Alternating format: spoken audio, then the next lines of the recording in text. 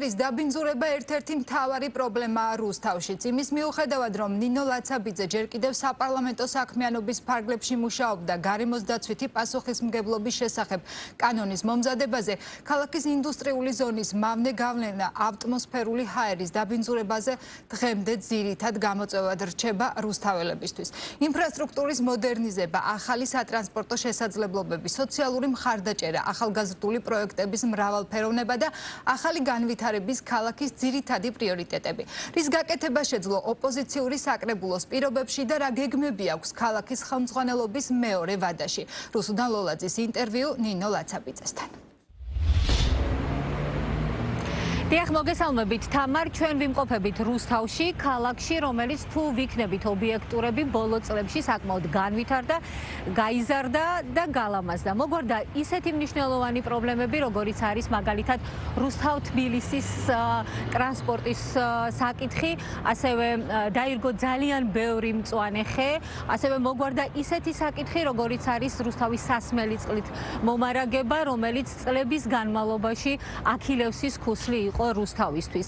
თუმცა მიუხედავად განვითარებისა ქალაქის, მიუხედავად პრობლემების მოგვარებისა, ქალაქის წინაშე კვლავ დგას ისეთი საკითხები, რომელიც სასიცოცხლოდ მნიშვნელოვანია რუსთაველებისთვის. მაგალითად, ატმოსფერული ჰაერის დაბინძურების საკითხი, რომელიც საკმაოდ მწვავედ დგას რუსთავის წინაშე. ამ საკითხებზე და სხვა უფრო კიდევ მნიშვნელოვანი საკითხებზე სასაუბროთ ჩვენთან ერთად იმყოფება ქალაქ რუსთავის მერი ქალბატონი ნინო. გამარჯობა ქალბატონო, მადლობა პირველ რიგში იმისთვის, რომ თანამშრომლობთ ესე აქტიურად მედიასთან, ჩვენთან და გამონახეთ დრო ამ ინტერვიუსთვის. მაყურებელს კი შევახსენებ, რომ ნინო ლაცაბიძე რუსთაველებმა უკვე მეორედ აირჩიეს, მეორე ვადით აირჩიეს რუსთავის მერად. ჩვენ მე დასაწყისში ვისაუბრე რუსთავში განხორციელებულ პროექტებზე, თუმცა არის ისეთი საკითხები ქალაქში, რომელიც სასიცოცხლოდ მნიშვნელოვანია ამ პრობლემების მოგვარება და ერთ-ერთი არის ატმოსფერული ჰაერის დაბინძურების საკითხი. ჩვენ კარგად გვესმის, რომ ერთ მხარეს არის საწარმო დაწესებულებები, სადაც უამრავი ათასობით რუსთაველია დასაქმებული და მეორე მხარეს აუცილებლად საჭირო სუფთა ჰაერი, რომელიც რუსთაველებს სჭირდებათ. როგორ ხედავთ ამ პრობლემის მოგვარებას, რა გზები არსებობს? მოგესალმებით კიდევ ერთხელ და დიდი მადლობა ამ შესაძლებლობისთვის, რომ გვაქვს საუბრის და იმ საკითხებზე კიდევ ერთხელ აქცენტის გაკეთების შესაძლებლობა, რაც რუსთაველებს ძალიან აწუხებთ, აინტერესებთ. იმის მიუხედავად, რომ ბოლო წლების განმავლობაში უმნიშვნელოვანესი ნაბიჯები გადავდგით ქალაქის ეკოლოგიური მდგომარეობის გასაუმჯობესებლად, ეს 2020-დან დაწყებული საპარლამენტო საკანონმდებლო ცვლილებით, შემდეგ საწარმოებთან ძალიან აქტიური თანამშრომლობით, რომ გადაიარაღება თვითმონიტორინგის სისტემა ყოფილიყო, ქონდა ჰაერის მართვის გეგმა, სადაც მუნიციპალური ვალდებულებები მქონდა და დღეს ქალაქში თუ გაივლით ძალიან ბევრი ახალი მწვანე სივრცეა გამოვცვალეთ შიდა მუნიციპალური ტრანსპორტი, რაც ასევე დაბინძურებაზე გავლენას ახდენდა, ახალი ავტობუსები შევიძინეთ თბილისი რუსთავის მიმართულებით, თუმცა ამ მნიშვნელოვანი ნაბიჯების მიუხედავად ერთ-ერთ მთავარ გამოწვევად ჩვენი ქალაქისთვის ნამდვილად რჩება ეკოლოგია და ვერანაირად ვერ ვიქნებით მშვიდად იმ დროს, როდესაც ვიცით, რომ გადაჭარბება შეიძლება იყოს მავნე ნივთიერების ჰაერში.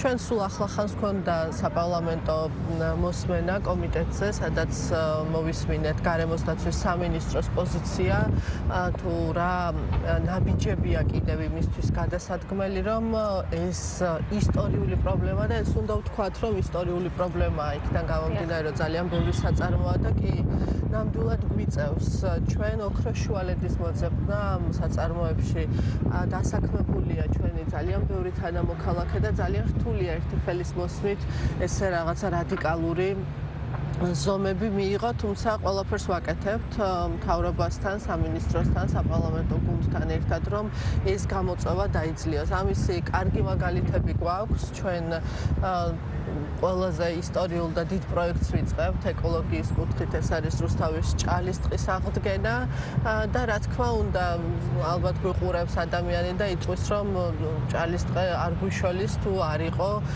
საწარმოებიდან შესაბამისი ეკოლოგიურად სუფთა მიდგომები და ის მწვანე მიდგომები, რაც დღეს თანამედროვე მსოფლიოში ბევრ ისეთ ქალაქშია, რომელიც საწარმოო ზონასაც შეიცავს, თუმცა ამასთან ერთად ნამდვილად მწვანეა და ამისკენ მივდივართ. ეს არის ჩვენი ერთ-ერთი მთავარი მიზანი, რაც არ უნდა გავაკეთოთ, ყველაფერი აზრს დაკარგავს, თუ არ გვიხდება ჯანმრთელობა და ეს კარგად გვაქვს გააზრებული და ამისთვის მომავალში კიდევ უფრო მეტი ქმედითი ნაბიჯი იქნება. ქალბატონო, ჩვენ გვახსოვს გადაწყვეტილება, რომ საწარმო დაწესებულებებს უნდა დაემონტაჟებინათ ეგრეთ წოდებული ფილტრები. რამდენად ასრულებენ აი ამ პირობას საწარმო დაწესებულებები და რამდენად ხშირია კონტროლი და მონიტორინგი თქვენი მხრიდან შესაბამისი სტრუქტურების მხრიდან? სწორედ საპარლამენტო სხდომა კომიტეტზე, გარემოს დაცვის კომიტეტი, რომელიც ვახსენე ეს ბოლო პერიოდში რაც გაიმართა, ემსახურებოდა ამ ანგარიშს, რომ ჩვენ გვენახა საწარმოებში კიდევ სად დარჩა ის პრობლემური ადგილები, საიდანაც შეიძლება რომ გამოფრქვევა ხდებოდეს მავნე ნივთიერების და ბოლო პერიოდში სუნია ერთ-ერთი შემაწუხებელი რუსთაველებისთვის, ყველასთვის, ვინც აქ ცხოვრობთ. ძალიან რთულია სუნის იდენტიფიცირება, საიდან შეიძლება მოდიოდეს, იყო რამდენიმე წყარო, სადაც ჩვენ ჩავერთეთ და ძალიან სწრაფი რეაგირება ჰქონდა თვითონ გარემოს დაცვის სამინისტროს, თუმცა მათ შორის კომიტეტზე დავაყენეთ საკითხი, რომ ჯერ კიდევ აქტუალურია რუსთავისთვის ეს საკითხი და აქ თუ ძალებს არ გავაერთიანებთ, მხოლოდ მუნიციპალიტეტი ამ პრობლემას მარტო ნამდვილად ვერ გაუმკლავდება. და რაც შეეხება მეორეს არანაკლებ მწვავე საკითხი რუსთავის წინაშე, ეს არის ავარიული სახლები და კორპუსები. ახალგაზრდა ქალაქში საკმაოდ ბევრი ამორტიზებული სახლია, საკმაოდ მძიმე მემკვიდრეობა დაგვხვდათ. ჩვენ ვიცით, თვალს ვადევნებთ, ვაშუქებთ, რომ მიმდინარეობს გამაგრებითი სამუშაოები, რეაბილიტაცია გარკვეული კორპუსების, თუმცა ამ მასშტაბთან შედარებით ხომ არ არის ეს მცირე. შესაბამისად ბიუჯეტიც ალბათ არ იძლევა მის საშუალებას, რომ კლიანად მოხდეს ყველა კორპუსების რეაბილიტაცია, გამაგრება, თუმცა რა გამოსავალს ხედავს ამ შემთხვევაში? თავში უნდა ვთქვათ ის, რომ საკმაოდ რთული პროექტია და საკმაოდ რთული საკითხია, როდესაც საუბრობთ, რომ უსაფრთხო ქალაქი უნდა იყოს, უსაფრთხო პირველ რიგში უნდა იყოს საცხოვრებელი ადგილი, იქ სადაც ადამიანები ოჯახებით ცხოვრობენ.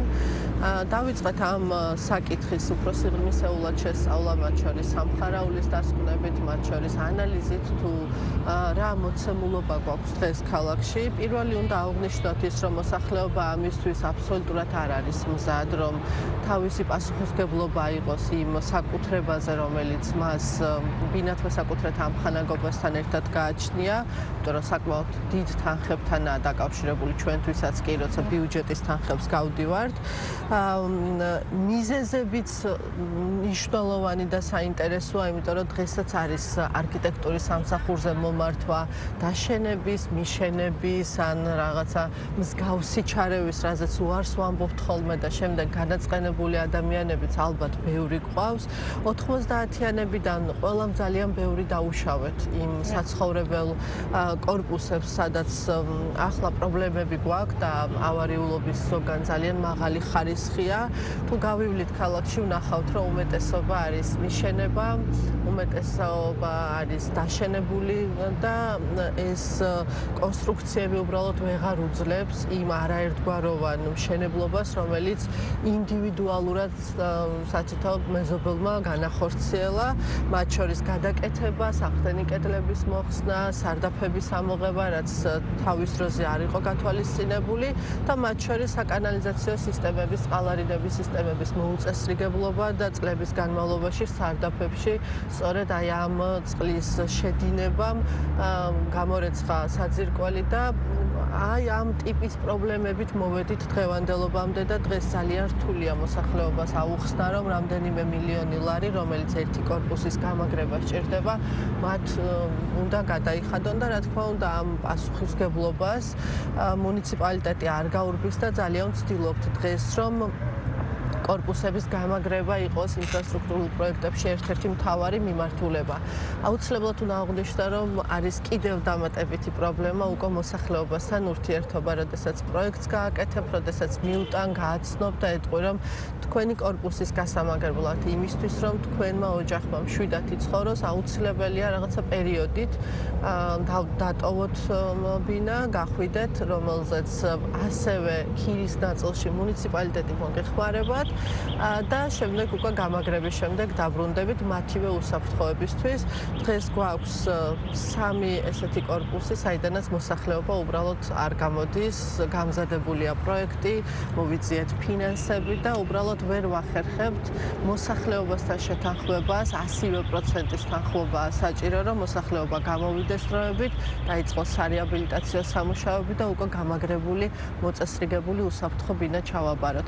აი ეს არის მთელი სირთულე იმის დასაწყისიდან დასასრულამდე, რომ თუ მოსახლეობა არ გაერთიანდება მუნიციპალიტეტთან ერთად, ძალიან გაჭირდება ამ პროგრამის და ამ პროექტების განხორციელება.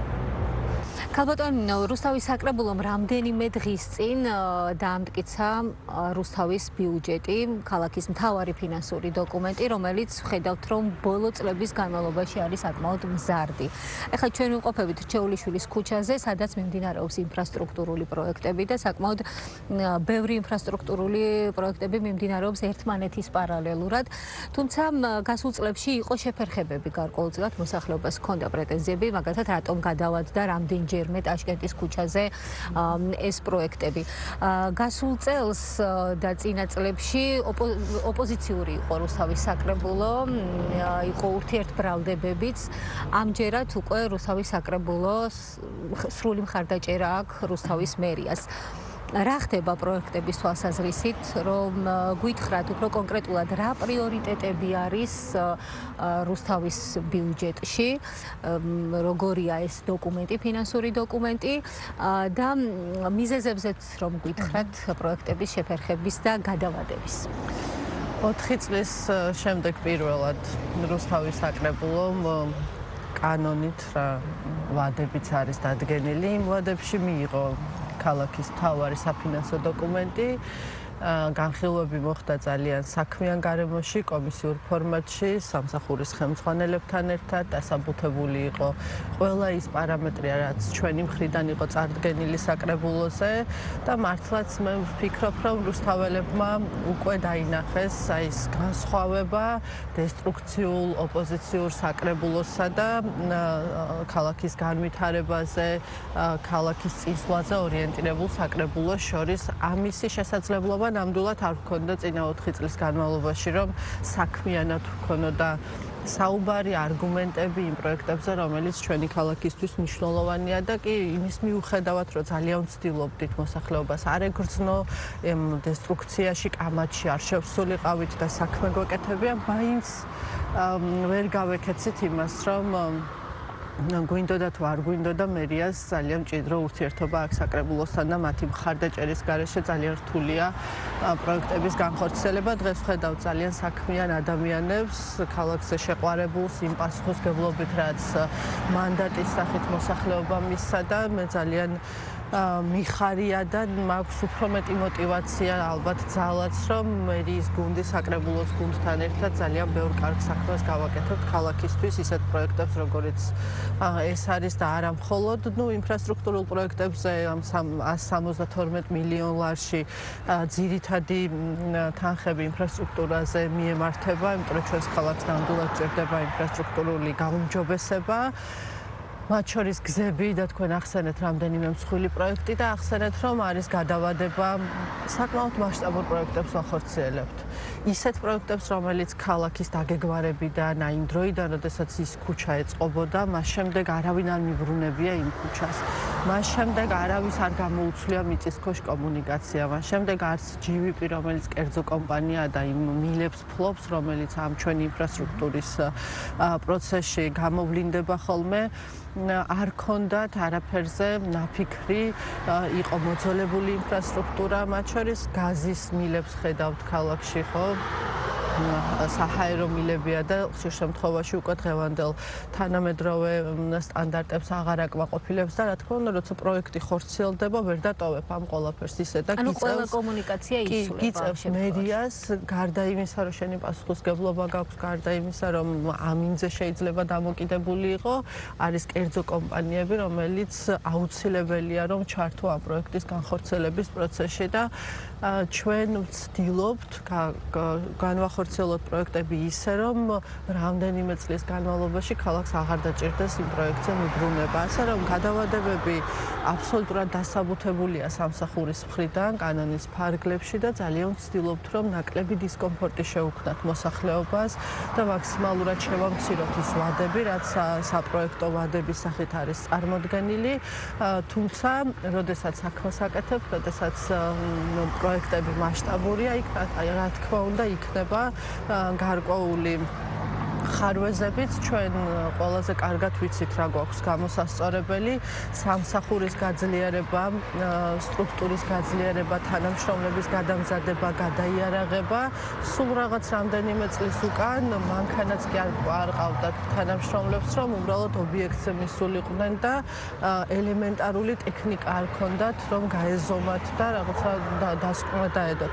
დღეს ბევრად წინ ვართ წასული, იმითაც რომ სამსახური ბევრად უფრო გაძლიერებულია და ისეთი პროექტები, რომელიც ფალიაშვილი, თავგორაშვილი, სანაპიროს ქუჩის მიმდებარედ არის, სწორედ ამას მოწმობს, რომ ეს პროექტები ამ მასშტაბის პროექტები რუსთავში არ განხორციელებულა და ამ ბიუჯეტს, როდესაც ვამბობთ, რომ გაიზარდა, მოყვება ახალი ვალდებულებები ძალიან დიდი, რომელიცაც ჩვენი რუსთავის მერის გუნდი და თითოეული სამსახური ძალიან ღირსეულად ცდილობს, რომ გაართვას თავი. რამდენ ქუჩაზე მიმდინარეობს ამ ეტაპზე სამუშაოები, რომელ პროექტს? ერთ-ერთი მნიშვნელოვანი პროექტია, რომელიც ჩვენ დავიწყეთ, საპროექტო ნაწილი საკმაოდ ისეთი რთული იყო, ეს არის ძირითადად ფალიაშვილის თბილისის ქუჩიდან ჩამომცვლელი ძირითადი ქუჩა, სადაც მუდმივად პრობლემა იყო წყალარინების სისტემის, მუდმივად პრობლემა იყო უხვინალექის დროს, თქვენს გემახსოვრებათ, იტყორებოდა ქალაქი, არ იყო სანიაღვრე სისტემა, შუა გამყოფი ზოლი იყო მოუწესრიგებელი, მოსახლეობიდან ძალიან ხშირად შემოდიოდა ამასთან დაკავშირებით პრობლემა და მიდის დღეს უკვე კლდიაშვილის, მარჯანიშვილის, ფალიაშვილის და თავგორაშვილის 4 მნიშვნელოვანი პროექტი. ქალბატონო, როგორც ინტერვიუს დასაწყისში აღნიშნე, საკმაოდ ვითარდება ბოლო წლებში რუსთავი და იზრდება. შეიძლება ითქვას, რომ ბოლო წლებში მშენებლობების ბუმია ქალაქში და საღამოს საათებში საკმაოდ გადაიტვირთა კიდეც ქალაქის ქუჩები შეიმჩნევა. რამდენად მზად არის ქალაქი მშენებლობებისთვის, რომ რამდენიმე წელში არ დავდგეთ იგივე პრობლემის წინაშე, რა პრობლემის წინაშეც დგას დედაქალაქი, ბათუმი, დიდი ქალაქები, გულისხმობს სატრანსპორტო კოლაფსს. რამდენად აქვთ ჩადებული დეველოპერულ კომპანიებს პირობებში, რომ მათ უნდა მოაწესრიგონ მიმდებარე ტერიტორიები, შექმნან საპარკინგო სივრცეები და ასე შემდეგ. იმის მიუხედავად, რომ მართლაც ბოლო წლების განმავლობაში არაერთი მნიშვნელოვანი პროექტი განვახორციელეთ, ძალიან ბევრი ისტორიული პრობლემა დაგვხვდა ქალაქში. ალბათ დღეს შეგვიძლია ვთქვათ, რომ რუსთავს ყავს გამორჩეული მერის გუნდი იმ სამსახურებით, რომლებიც ბევრს აკეთებენ და ერთი წამით არ ვაძლევთ ჩვენი გუნდიდან არავინ ჩვენ თავს იმის უფლებას, რომ ვთქვათ, რომ მოვაგვარეთ, დავძლიეთ, ვიცით რა არის გასაკეთებელი, ვიცით არსებულ ისტორიული გამოწვევების დაძლევასთან ერთად, რომ უნდა გავუმკლავდეთ აი ურბანულ განვითარებას და ის რისკები სწორად უნდა დავინახოთ, რაზეც თქვენ მკითხეთ, რომ ქალაქი ვითარდება, იზრდება და რა თქმა უნდა, ამას ახალი რისკები მოსდევს თან და ჩვენ ვცდილობთ ვქონდეს ძალიან სწრაფი რეაგირება, ვქონდეს თანმიმდევრული პოლიტიკა, მათ შორის სატრანსპორტო კუთხით და დღეს, როდესაც ქალაქში გავიხედავთ, არის ნამდვილად ქაოტურად გაჩერებული მანქანები, არ არის ერთიანი ეფექტიანი სატრანსპორტო და საპარკინგო სისტემა, რაზეც მუშაობთ აქტიურად და მე დარწმუნებული ვარ, რომ იმ რისკებს, რაც შეიძლება რომ ხვალდაზე იქ ჩვენს ქალაქს დაუდგეს პრობლემის სახით, აუცილებლად დავაზღვევთ იმ ჩვენი ხედვით, გეგმით, რომელიც გვაქვს მერის გუნდს, მშენებლობები პოზიტიურიც არის.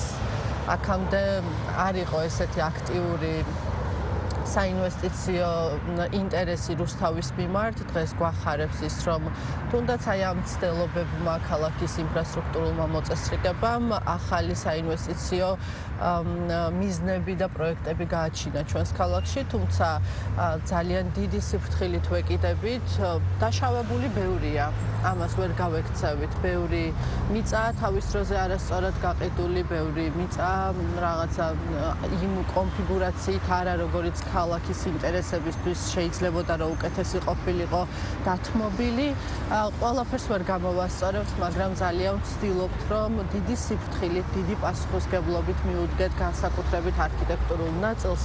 ჩვენ გააზრებული გვაქვს, შეიძლება შეცდომები დაუშვათ და არავინ არ არის უშეცდომო რაღაცა საკითხებში, რომელზეც შეიძლება რომ გამოსწორების გზები მოძებნო, მაგრამ ქალაქის არქიტექტურა, ურბანული განვითარება ეს ისეთი რამ არის, რომ დარჩება სამუდამოდ ქალაქს. ამიტომ ვცდილობთ, რომ ის უნიკალური ურბანული განაშენიანება, რაც ჩვენს ქალაქს აი დაარსების დღიდან აქვს, შეუნარჩუნოთ და კიდევ მივცეთ ახალი შესაძლებლობები ამ პოტენციალის გამოყენების, იმიტომ რომ ნამდვილად აქვს რუსთავს უშენი ტერიტორიები, სადაც შეიძლება რომ ქალაქი კიდევ განვითარდეს, გაიზარდოს და მათ შორის ეკონომიკური სიძლიერე შემოუტანოს თითოეულ რუსთავას.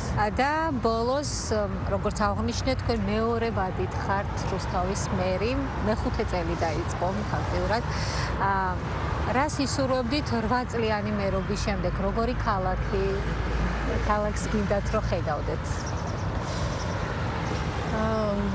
თქვენი სურვილები განსაკუთრებული პასუხისმგებლობა ყოფილა კიდევ მეორე ვადით არჩევა და განსაკუთრებული პერიოდია იმისთვის, რომ კიდევ უფრო მეტი შევძლო ჩემი ქალაქისთვის.